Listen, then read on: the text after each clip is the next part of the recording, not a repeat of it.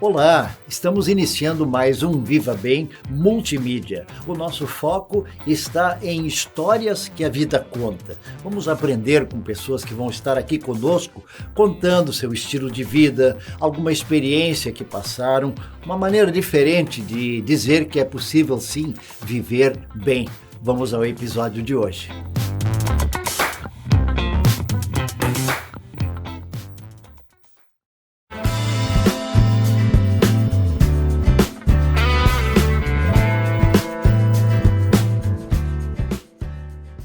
Boa noite, amigos do Viva Bem Multimídia. Bem-vindos a mais um podcast inédito aqui nas nossas redes. Você que nos acompanha pelo Instagram, Facebook e também no nosso canal no YouTube, hoje terá a oportunidade de rever alguém que já passou por aqui, amigo de muito tempo, não apenas com certeza meu, como entrevistador aqui, mas de vocês, os nossos internautas. Professor Osvino Tuaie está conosco hoje porque nós, na quarta-feira, dia 1º de setembro, iniciamos uma data muito tradicional no nosso país, de longa data mesmo, a chamada Semana da Pátria, que já não é mais a mesma.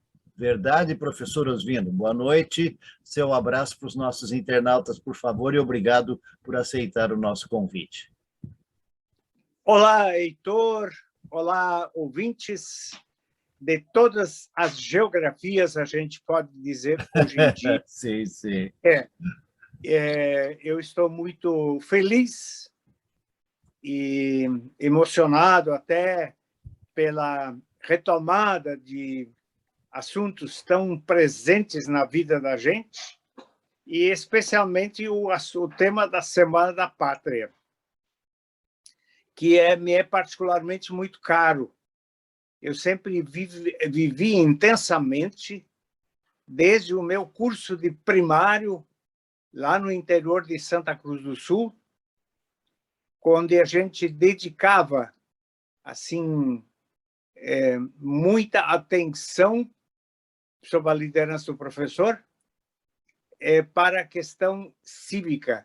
E isso, de certa forma, continuou também depois no ginásio, no Mauá, em Santa Cruz do Sul, e talvez alguns dos ouvintes nós tenhamos sido colegas, mas e depois a minha transferência em 86 para a fundação aí em Novo Hamburgo. E quando eu cheguei na fundação, para mim foi um impacto, porque as tradições não eram as mesmas. Sim, sim, sim. E eu empreendi uma jornada, juntamente com uma conscientização dos professores, que foi muito bonita, de que o civismo era algo muito sério. Sim. E o que antes era uma preocupação na escola, se tornou um grande atrativo, porque nós conseguimos trabalhar, e aí a gente pode ver que uma determinação política no sentido bom da palavra. Sim. Cuidado com a cidade. De alunos e professores, nós transformamos toda aquela escola num imenso espaço de civismo. E você deve lembrar que lá no alto da área coberta tem 3 mastros para as 3 bandeiras do Brasil, Rio Grande do Sul e da escola, e melhor, 4 de Novo Hamburgo. E lá era o local onde semanalmente uma turma com o professor hasteava a bandeira, cantava o hino nacional, e isso passou a ser um orgulho. Sim. E eu me lembro assim que nas formaturas do 3º ano hoje o ensino médio, daquela época ainda 2º grau, era um momento assim em que eu não precisava mais dizer que a gente tinha que se virar para a bandeira, isso era absolutamente natural. E esse fenômeno foi uma coisa muito importante, porque ele se consagrou como um valor.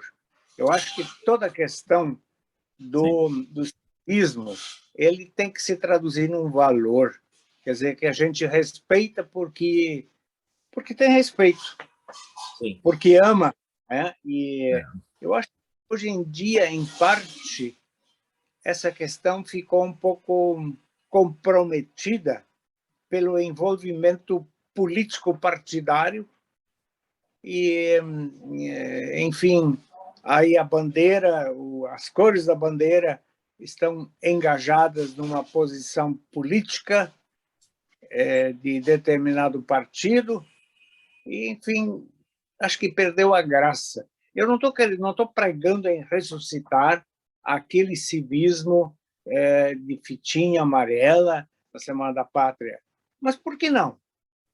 Sim. Ele seria vergonhoso? Eu acho que hoje em dia a gente tem tantas mazelas para curar e sobra para a escola muito pouco. Deixa-me aproveitar, deixa-me aproveitar, Osvini, e agradecer essa colocação tua quanto à tua passagem pela instituição evangélica. Antes de tu chegares, eu era aluno, começando no Oswaldo Cruz, e nós, pitoquinhos ali, até completar o primário, tínhamos muito orgulho, muita vontade, e como se esperava o mês de agosto, quando começava o semestre, porque já começavam os ensaios. E quando eu, adolescente, fui para o ginásio Pindorama, eu tive a chance de tocar tarol na nossa banda que puxava o desfile da turma. Eu tenho fotos assim que eu mostro com muito orgulho e fez uma diferença muito grande na minha concepção de vida, de mundo, mas também daquilo que você citou antes de civismo. E eu acho que todos de gerações passadas, podemos falar pelo menos de duas aqui, guardam isso como uma boa lembrança. E a escola absorvia isso naturalmente, porque depois se passou por ensinos dentro da grade escolar, com moral e cívica, e isso tudo foi deixado de lado, e hoje nós temos que aproveitar, creio eu, situações como estas, onde estamos na Semana da Pátria, de nos perguntarmos o que a pátria significa de fato para nós. Tem coisas que se pode recuperar, Osvino, sem que obrigatoriamente tenha conotação política e política partidária? Eu acho que só tem essa saída, Heitor, mas isso não se decreta, isso a gente conquista, isso a gente planta, e isso em pequenos ambientes, enfim, e de alguma forma onde nós valorizamos, talvez eu diga, nossas raízes. Essa, para mim, é uma palavra fundamental. Eu estou empenhado em escrever, começando, a história da nossa família, que remonta ao ano do que a gente tem, de 1852, quando o bisavô imigrante veio para o Brasil, contratado pelo Império, para lutar contra Rosas, o ditador Rosas da Argentina. E eu agora fui descobrir que ele foi, depois que passou o tempo militar, ele decidiu ficar no Brasil, quer dizer, eles tinham a opção, ou podiam voltar, ganhando uma passagem de volta por navio, enfim, mas ele decidiu ficar aqui, ganhou uma colônia de terra e, Heitor, foi professor. Eu tenho aqui num artigo do Klaus Becker, que era do consulado alemão, num artigo escrito, acho que em 81, mas eu tenho cópia, em que ele faz referência que o Robert Toallier foi professor, entre outros chamados ex-soldados, ou ex-Brumer, como eles chamavam na época. Então, eu acho que isso, nessa pesquisa, eu levanto uma coisa muito importante, que é o valor das raízes. E os meus filhos e toda a minha rede está muito, muito vibrante, com muita expectativa. Eu vou começar, sim, vou começar a escrever. O livro não tem título ainda, mas pelos subsídios que eu tenho, por tudo, eu tenho elementos muito preciosos e eu vou consagrar isso numa obra que supere o tempo, porque os documentos caem lá, acabam sendo perdidos, e aí se vai a história. Sim. E o civismo tem algo a ver, um amor à pátria.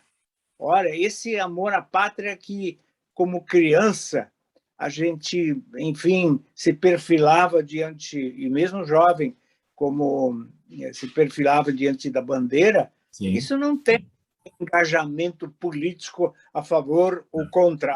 É verdade. Então, isso é amor à pátria, isso é respeito às raízes, isto é respeito aos nossos ancestrais. É que sempre viveram exatamente do amor à pátria. Se você citou a questão de recuperar a história das famílias, a minha esposa e eu temos feito a mesma coisa, a gente se surpreende com o engajamento que aqueles que vieram, também os que tiveram a oportunidade de voltar, como você citou, na sua linhagem, acabaram dizendo, não, nós viemos para cá, aqui agora é nosso lugar, e quanto isso significou na vida religiosa, na vida social, porque a imigração trouxe não só dos germânicos, mas japoneses, poloneses, italianos, russos, sempre tiveram no encontrar-se, no estar junto, uma força muito grande, né? Isto dentro da pátria, porque eles tinham uma pátria distante, a qual talvez não voltariam mais, e a nova pátria que eles precisavam agora ajudar a construir, porque muitos, como você citou aqui, na época da imigração, foram largados para dentro de um pedaço de mato, com meia dúzia de ferramentas na mão, e dali tiveram que construir sua vila, sua cidade, a sua forma de viver, e isso tudo num contexto tão grande. Imagina se nós achamos o Brasil hoje e falamos de dimensões continentais, o que significava isso para os imigrantes vindo para um cantinho lá, e lá colocados, saber que estavam num Brasil tão imenso, tão grande, mas não sem ter noção do que isso significava. Amor à pátria foi o que manteve muitas entrevistas que eu fiz na área da genealogia apontam para esta verdade. Muito importante que você coloque isso. E as crianças hoje em dia, Oswino, porque você, no tempo de professor e diretor, lidou ao mesmo tempo que com adolescentes e adultos, muito com criança. Há uma mudança de mentalidade para as crianças ou elas simplesmente replicam aquilo que ensinam ou não ensinam para elas? A questão de trabalhar isso com a criança é inevitável. Eu tenho duas crianças agora na minha vida, que são nossas duas netas, uma de 13 anos, que voltou ao Brasil, depois de 8 anos fora do Brasil, Estados Unidos, África do Sul e Turquia, e uma outra pequena de 6 anos. Principalmente a pequena de 6 anos, que está aqui em Porto Alegre, neta por parte do filho, ela não tem muita percepção ainda, ela vive as coisas, ela acha bonito ou não, mas a de 13 anos já tem uma leitura crítica da realidade, principalmente de alguém que desenvolveu 8 anos da sua vida fora do país, né? Só retornando para férias no final do ano. Então, esse fato, eu lembro muito bem isso aí de Novo Hamburgo, na instituição, tanto na fundação, onde estávamos alunos a partir de 6ª série, e depois Oswaldo Cruz e Pindorama, desde a pré-escola até a 5ª, e aí se iniciando uma transição interessante, mas cada um do seu jeito, na sua época, viveu essa preciosa experiência de assimilar a tradição, o apego, a raiz, chamando isso de, enfim, de civismo, e conduzindo a sua bandeira com muito orgulho.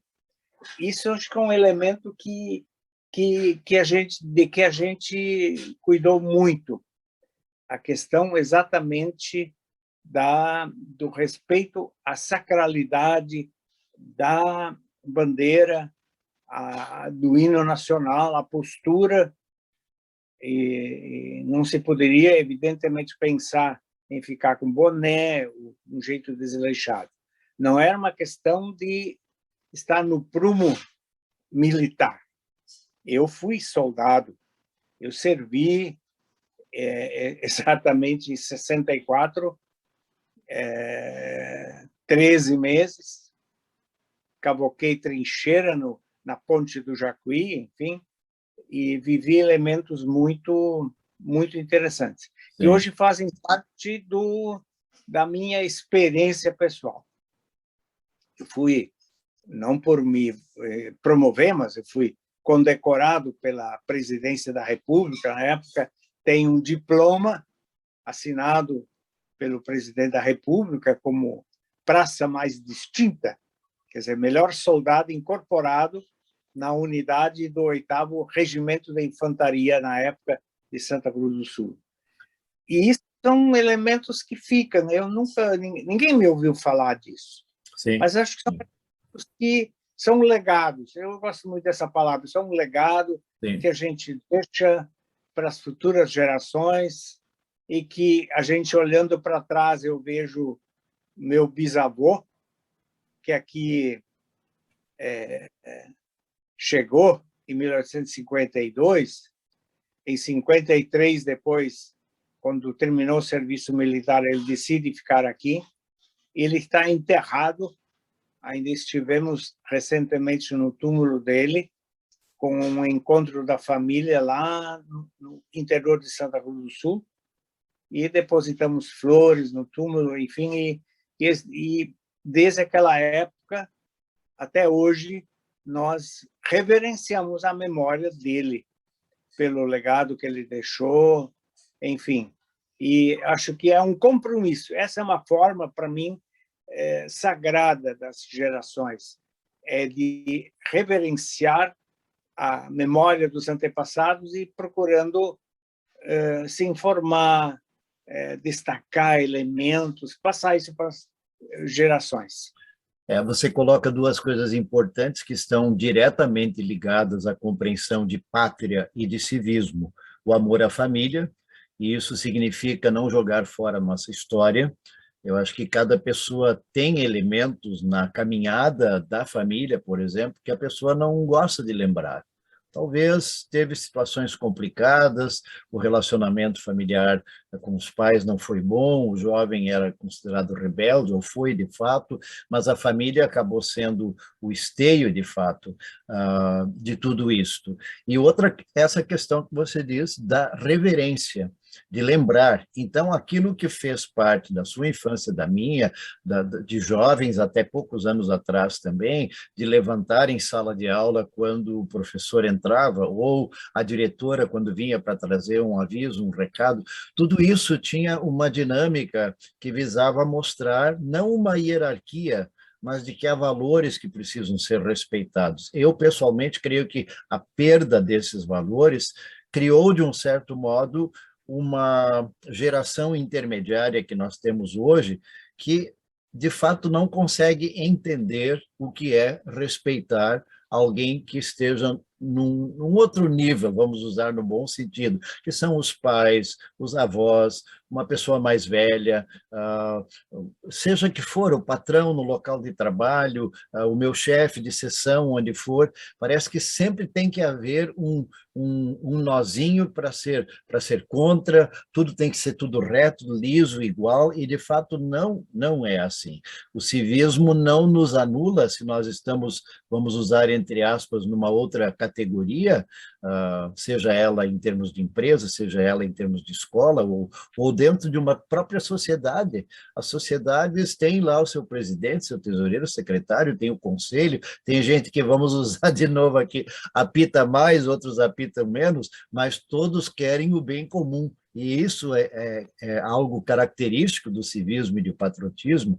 E aí eu volto à pergunta que eu coloquei para ti antes, como é que a gente pode ajudar para que isto, onde foi perdido, possa ser recuperado, tanto para quem passou por tudo isso e hoje está assim levando de qualquer jeito, como para as novas gerações, que se não tiver quem os ajude a entender, não entenderão nunca, né?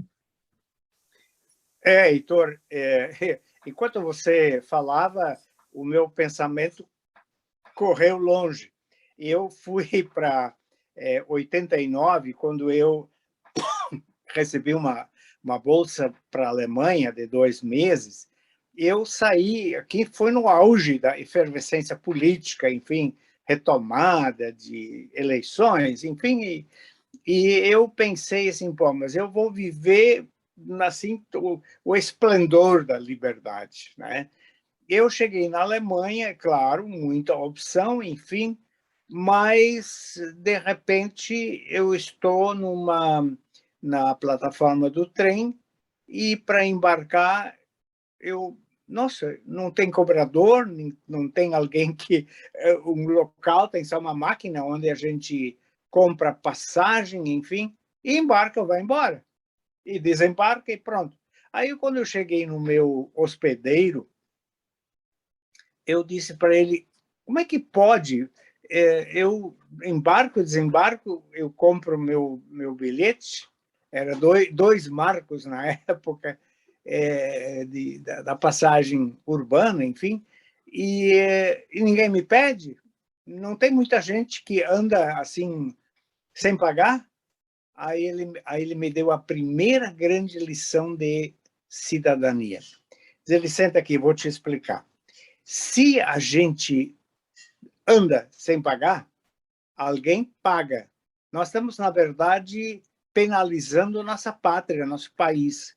Então, é um compromisso, é uma questão de honra que a gente tem que pagar, tenha ou não tenha fiscal. Aí foi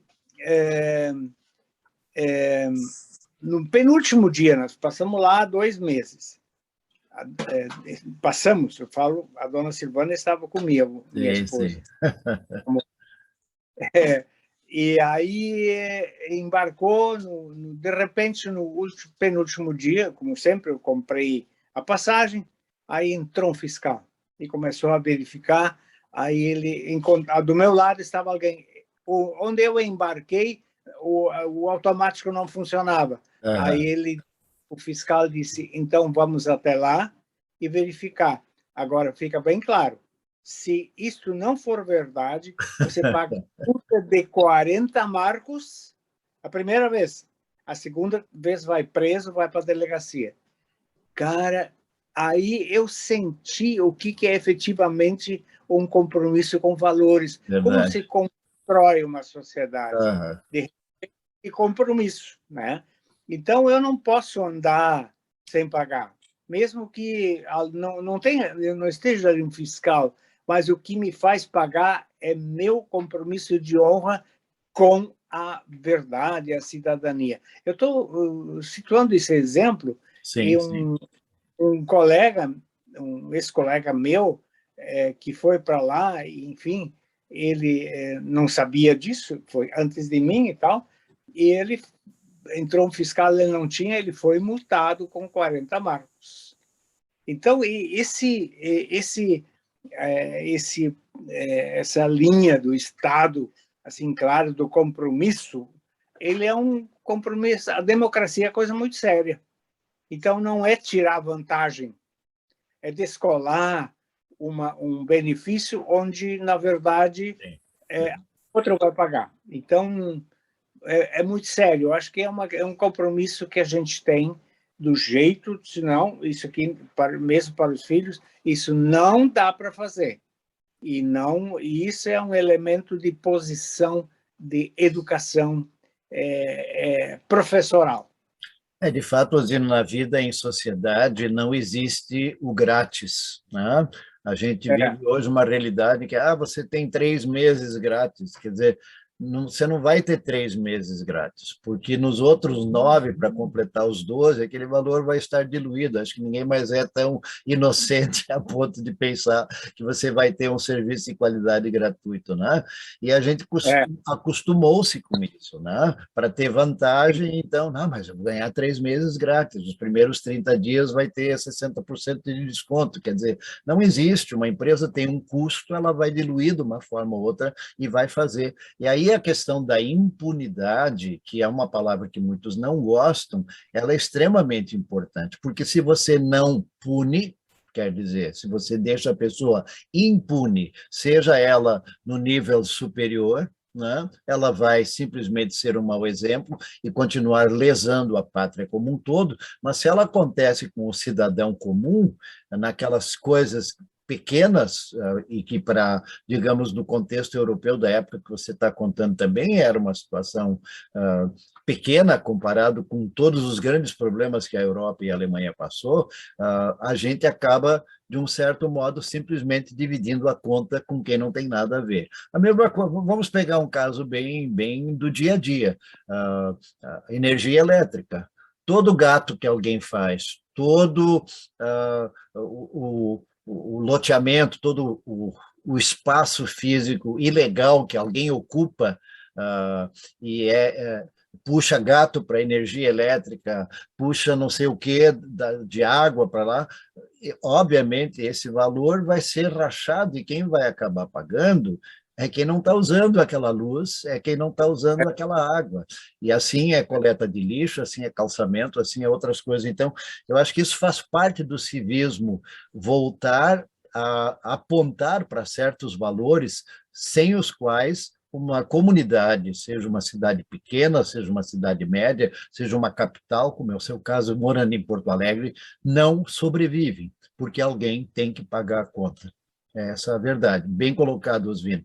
Não sei se perfeito. nesta área queres colocar alguma coisa ainda, por favor.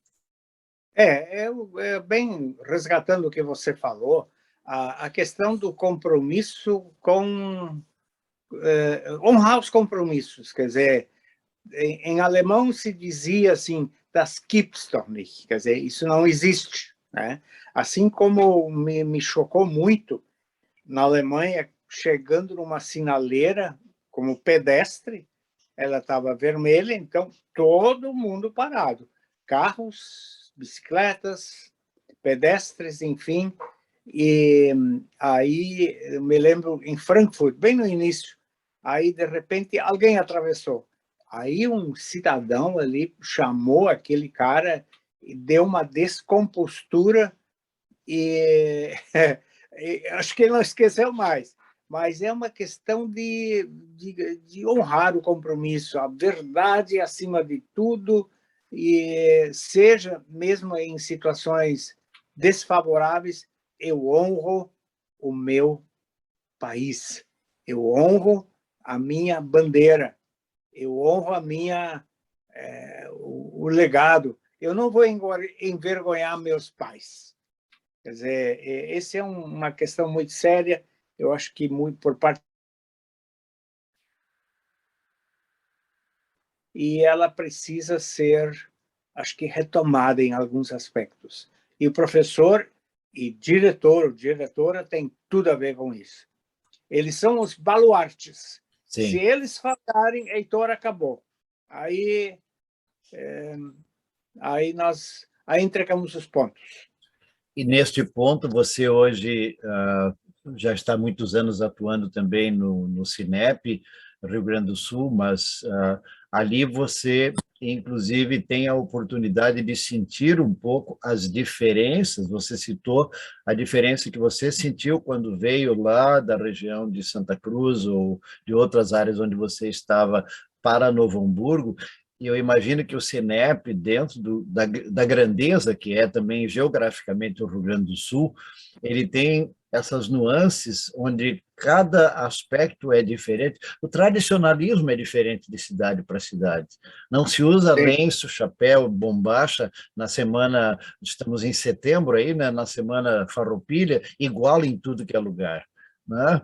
Então, assim é a educação. Eu imagino que não haja mais um padrão que você possa colocar e que todo mundo, sem qualquer discussão, simplesmente aceite e faça. Mas importante é, sim, eu acho a tua colocação extremamente importante, de que a escola continua tendo um lugar e um papel significativo, assim como a família, mas agora falando da tua área da educação, e que isto também já não é mais tão fácil, eu imagino, por causa da visão que hoje as pessoas têm.